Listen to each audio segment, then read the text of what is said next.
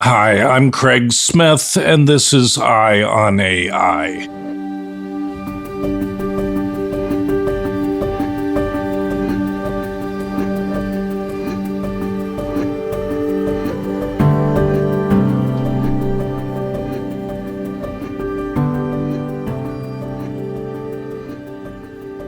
This week I talked to Tom Seibel, the founder of the tech powerhouse C3.AI.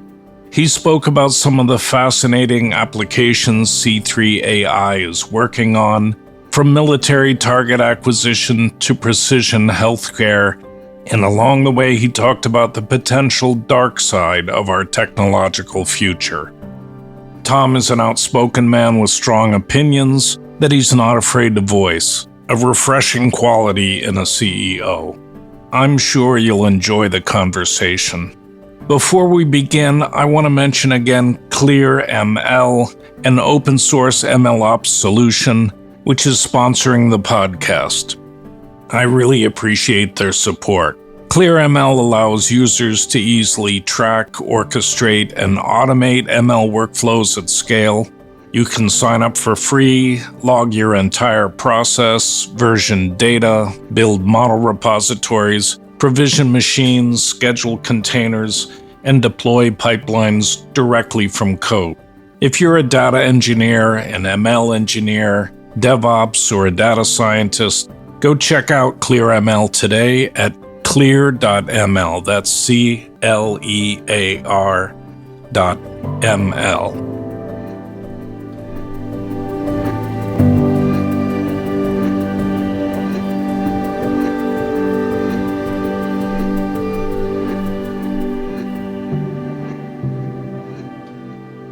So let's talk about artificial intelligence.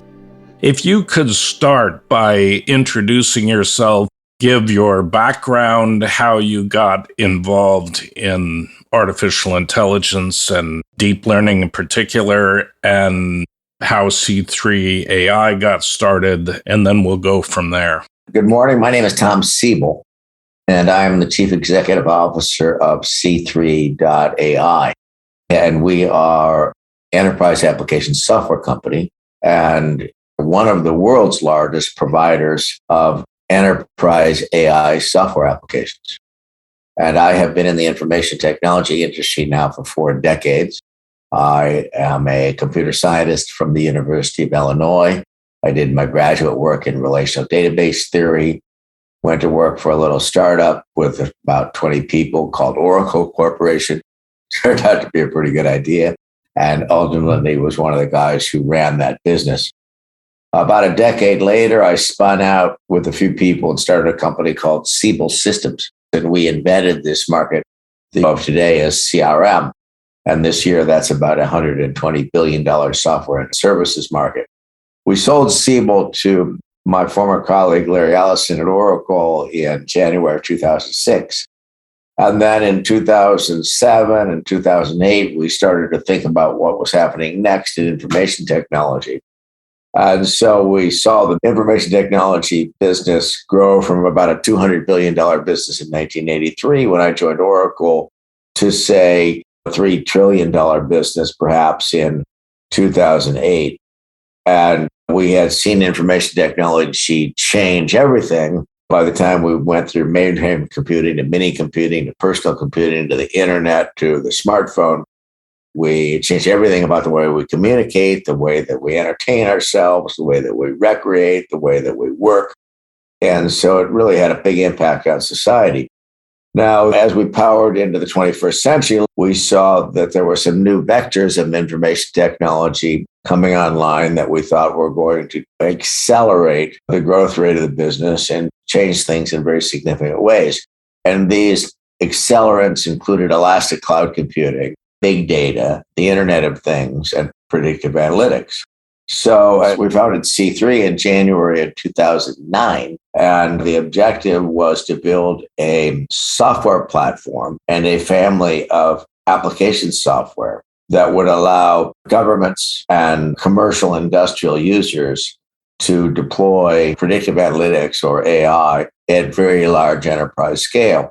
say, smart grid operations, oil and gas, manufacturing, healthcare, financial services, defense and intelligence, telecommunications, you name it. And so we spent almost $1 billion building quite a sophisticated software stack. And now, if not the largest, we're one of the world's largest providers of enterprise application software and platform for building enterprise application AI software.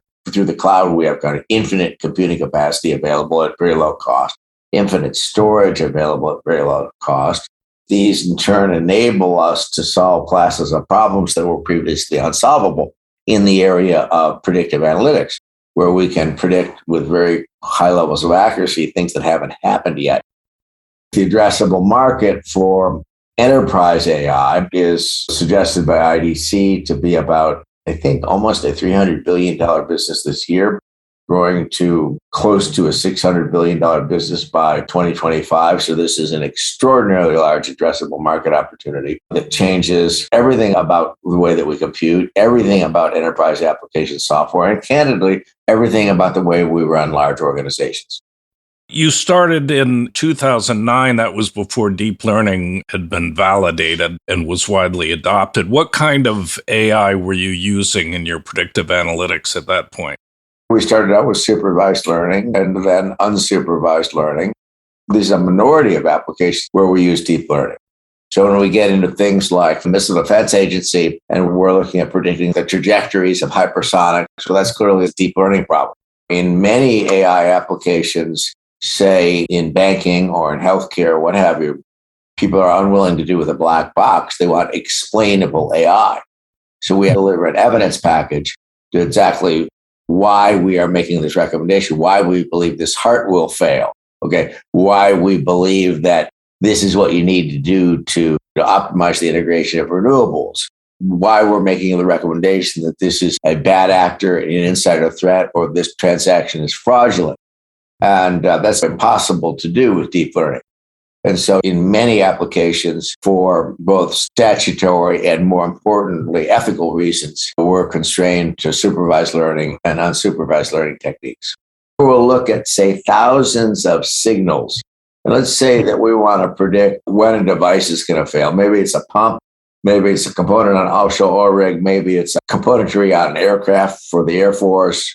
And we have thousands to 10,000s of signals that are coming off telemetry from these systems, pressure, rotational velocity, temperature, what have you. And we can look at the correlation of these signals. We can look at the history of failures. And of tens of thousands of signals, you might find 1,000 that tend to move in certain consistent patterns prior to failure. And so in n-dimensional space, where n might be 1,000 or 2,000 dimensional space, we can build these machine learning models that are highly predictive of a fraud event, of a failure. It could be a human organ or it could be a transformer. But the beauty of supervised learning and unsupervised learning is with the prediction, you can provide the analyst an evidence package that says exactly why we think this is true. And while deep learning can get higher levels of precision and recall, the problem is you can't explain it, okay? So you can't explain why you think this is a money laundering event. We can't explain why we think this is a criminal activity, or we can't explain why we think this thing that's moving at hypersonic speed towards the Earth is going to land in Washington, D.C. And people need to make the decisions on the other end of that. They want explanations.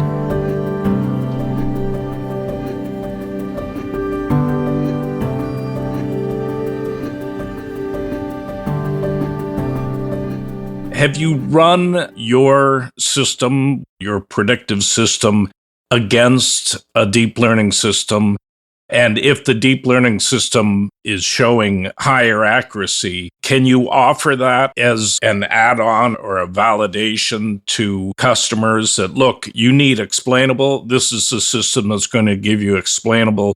We've got a black box deep learning system that over time has shown to be more accurate.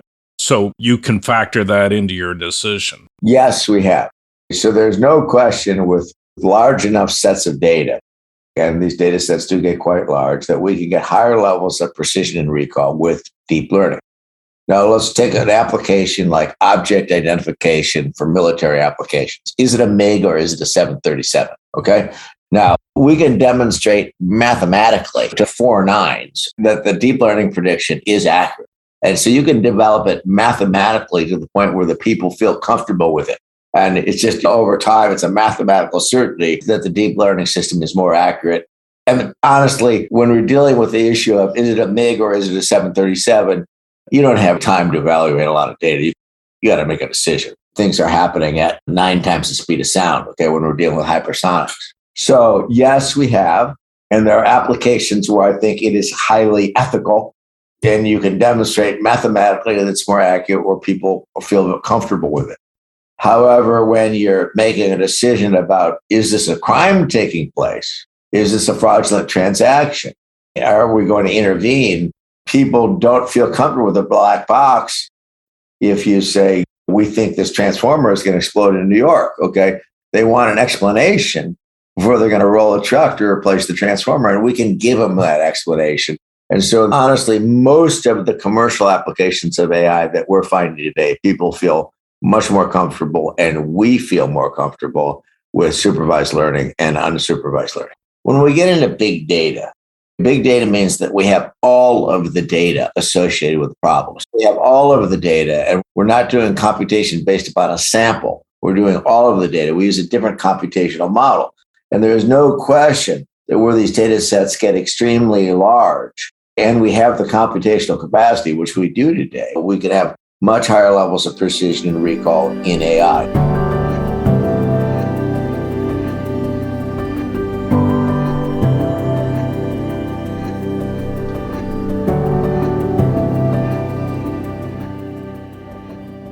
I believe the largest commercial application of AI is precision health. And we will be able to take the genome sequences and the health history and healthcare records of a population, say, of the United States or France or Germany or whatever it might be, and aggregate those data into a unified federated image. Now, let's add to that, that whether we're dealing with 60 million people in France or 330 million people in the United States, that these people now in the next few years will be highly censored, whether they have their Fitbit, or whether they're wearing something on their heart in the cerebrum, or whether they're taking a pill that is sensing the content of the gut in real time. And these will be emitting telemetry at various cycles. So we can aggregate these data into a unified federated image, process these data in near real time, and predict, say, for the population of the United States or China or France, who is going to be diagnosed with what disease in the next 5 years. If we know that, we can intervene clinically and avoid the diagnosis. This is huge. The social and economic benefit of this is huge. And then you couple that with telemedicine, where we can reach largely historically unserved communities. Social and economic benefit is staggering.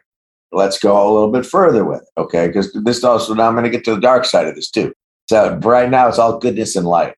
So then we will use AI for AI-assisted medicine. And we will, for example, use computers to assist physicians in diagnoses, whether it's reading radiographs or looking at blood chemistry or whatever, to come up with much more accurate diagnoses. And then we'll have genome-specific medical protocols. So what's not to like? Here we have cheaper medicine, more available medicine. People live longer, they're healthier.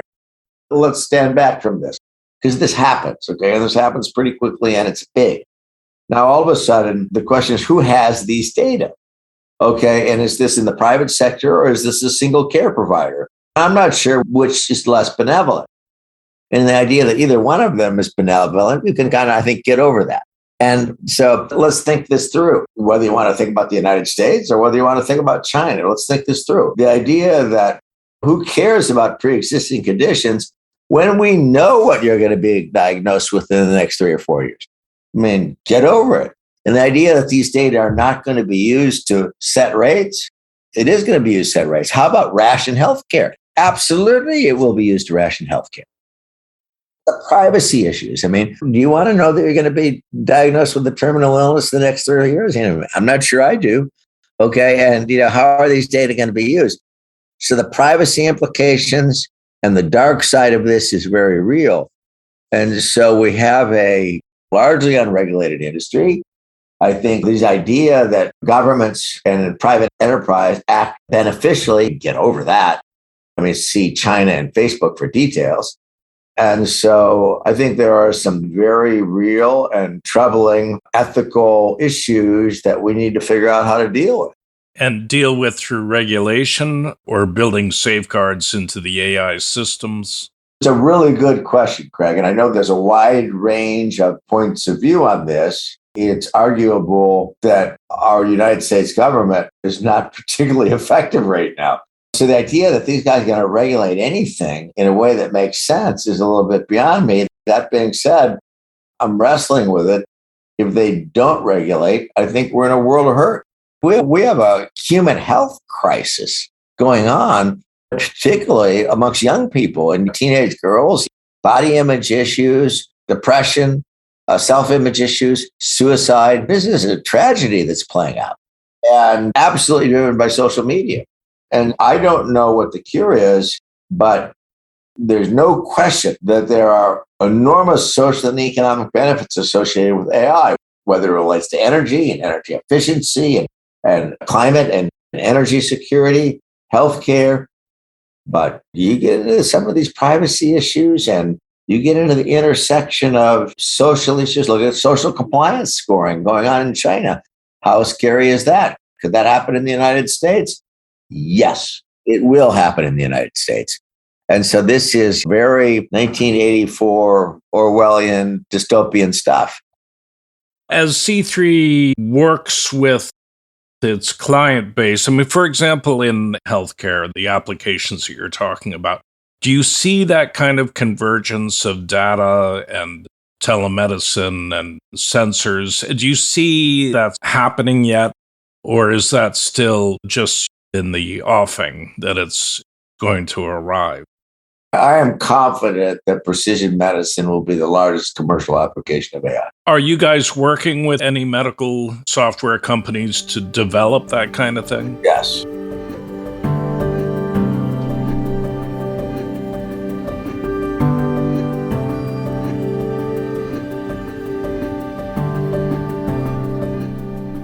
And there are people, for example, in the United States government who have talked to us, for example, about applications that I consider to be unethical.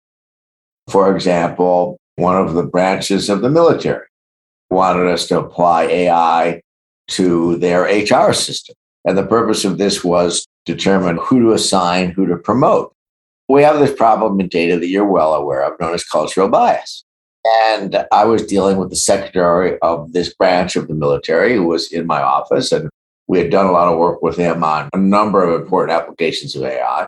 And I said, Mr. Secretary, we won't do this. And my advice is you don't do it either, because the problem is cultural bias. And we'll work for 6 months or a year and we'll build this application that addresses, say, 500,000 or 1 million people or whatever was in that branch of the military, to decide who to promote. The answer is going to be white male went to West Point. Well, in the 21st century, that's not going to fly. And I said, Mr. Secretary, then we got to read ourselves on the front page of the New York Times. Then we got to go testify before Congress. And I'm not going with you. So that would be an example of perpetuating cultural bias that I would consider unethical. We're not going to touch that. We've been asked whether we would apply AI to help identify extremists in the US population. And the answer is no, we won't do that. I consider that an unethical use of AI.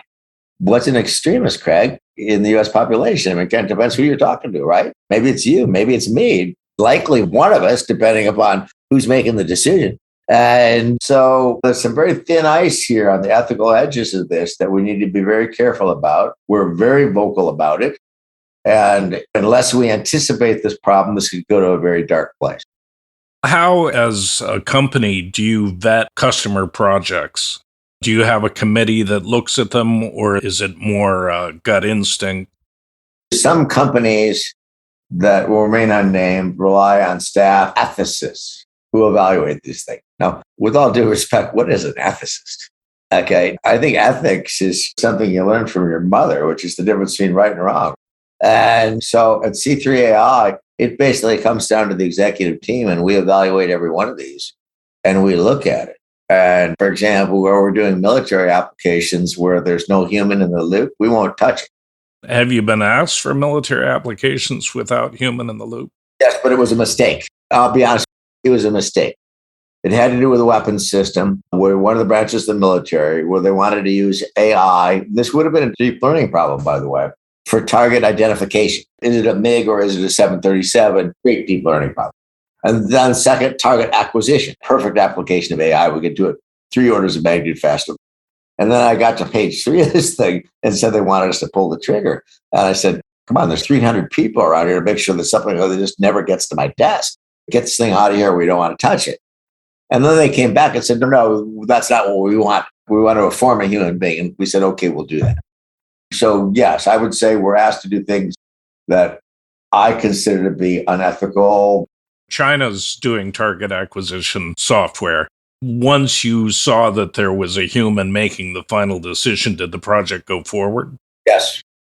Yeah, we're informing a human being. I think we're in the area of ethical AI. Now, this is a real issue with China because we're in war with China.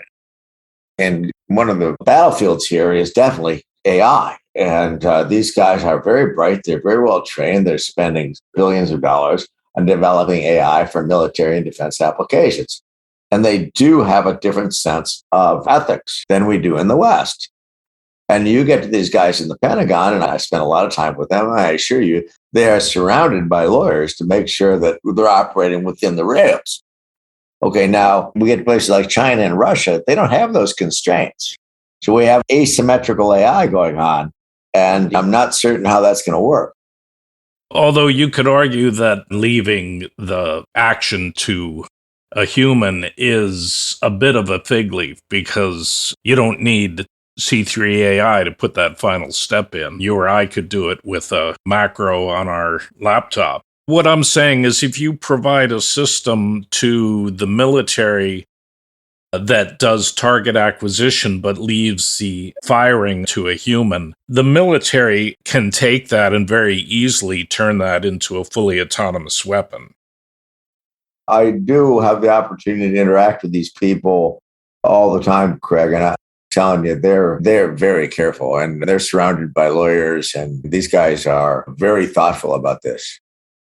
Something that's been talked about a lot. If China is preparing target acquisition systems that are a step away from fully autonomous systems, should the U.S. be preparing the same thing so that they're in a position to compete if China takes that step? I assure you that the Chinese systems will be autonomous, okay? They have a different set of constraints than we do, and it may ultimately put us at a disadvantage.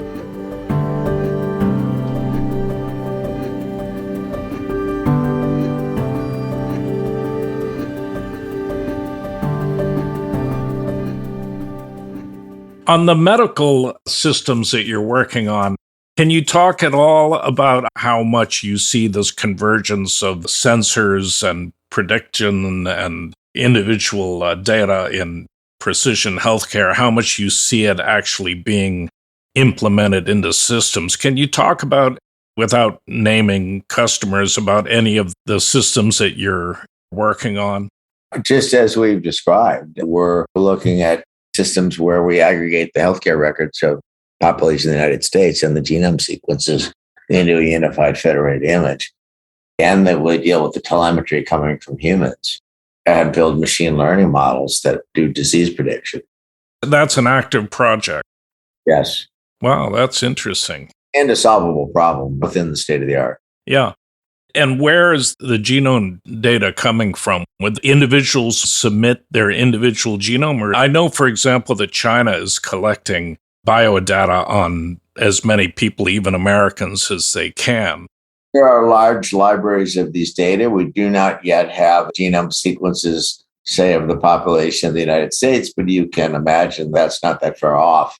And for the time that it takes to sequence a genome today is a fraction of what it used to be. And is that a project that you're referencing? Is that a government project or a private industry project? Private sector. So that would then find its way into a product, a public-facing product, I would guess. Yes, think that the kind of company that would be interested in that would be a large health insurance provider. or reduce their cost of insurance or reduce their cost of payments or reduce the cost of healthcare. Yeah, these are fascinating examples. So you're working on them, on the target acquisition or on this precision healthcare.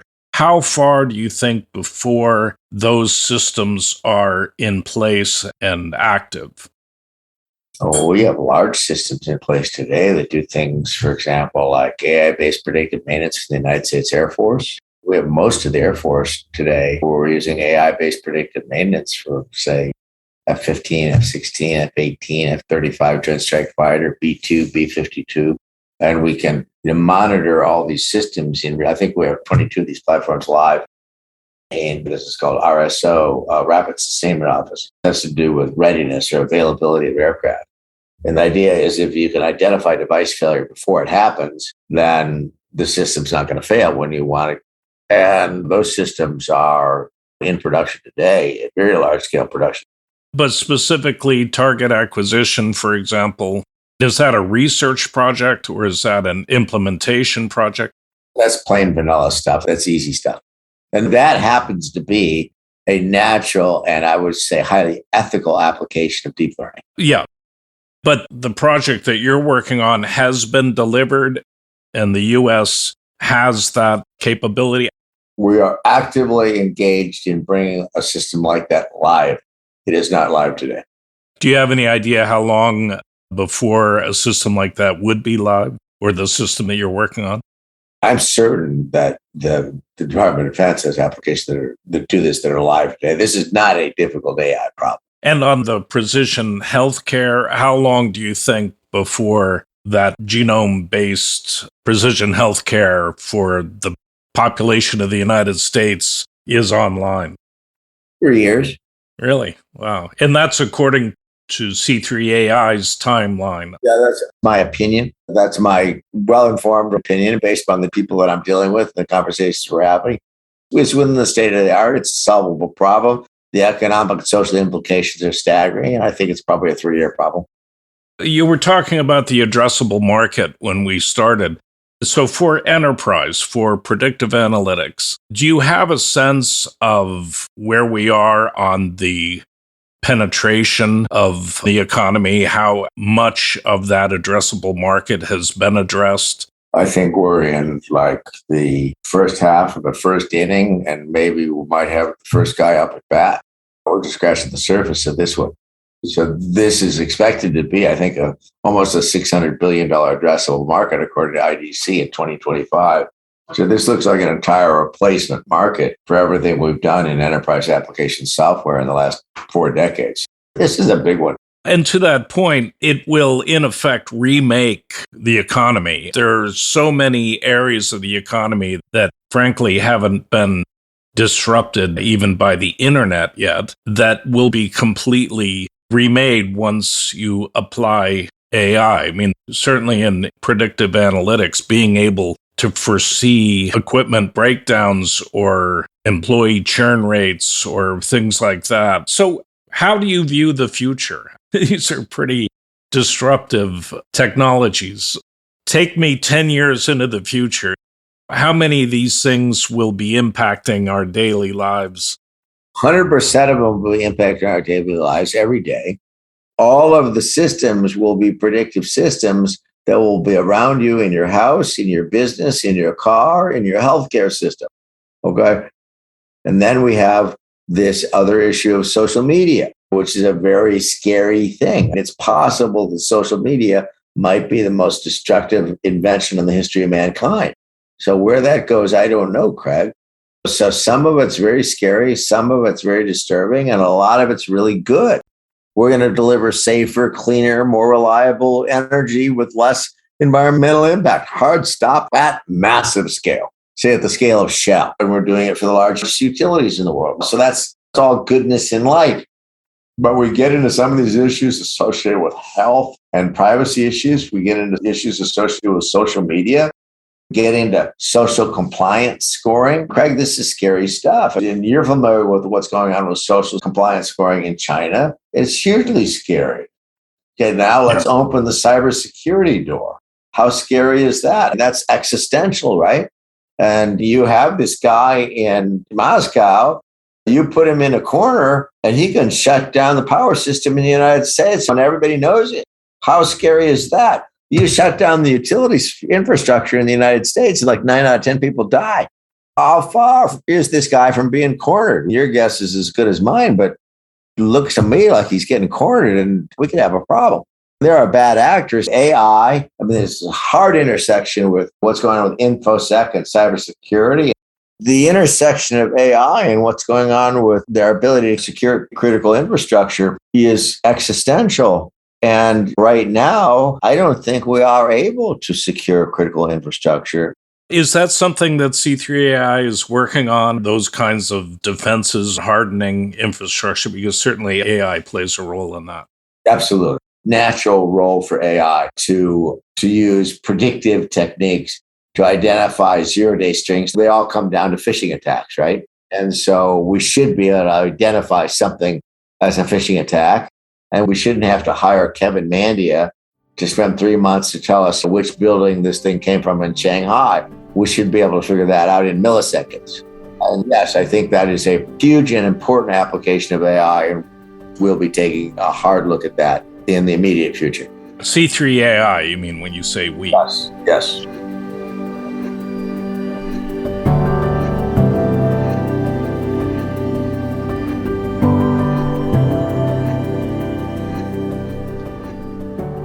That's it for this episode. Again, I want to thank ClearML for their support.